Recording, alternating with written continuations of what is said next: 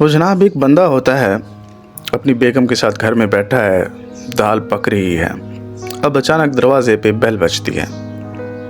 اب دیکھتے ہیں تو مہمان آ جاتے ہیں، میاں بیوی دونوں پریشان کہ اب کیا کریں، کوئی اچھی چیز تو ہے نہیں کہ جو ہم مہمانوں کے لیے پکائیں، مہمانوں کی خدمت کریں۔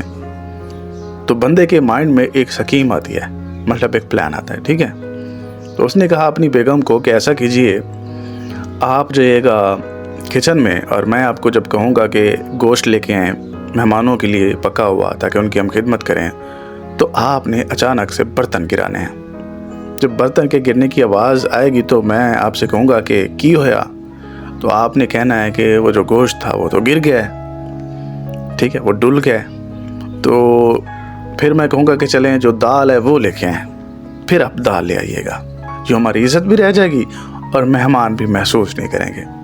تو ویسا ہوا، مہمان بیٹھ گئے ڈائننگ ٹیبل پہ کھانے کے انتظار میں، اور بندے نے کہا اپنی بیگم کو آواز لگا کے کہ گوشت لے کے آؤ، رائتہ لے کے آؤ، مہمانوں کی خدمت کریں۔ اب اندر سے پلیٹوں کے گرنے کی کڑچ کر کے آواز آئی۔ بندے نے کہا کہ کی ہویا، تو آگے سے آواز ہی دال ہی ڈل گئی، مطلب دال ہی ڈل گئی۔ تو وہ دال ہی جو ہے وہ ڈل گئی۔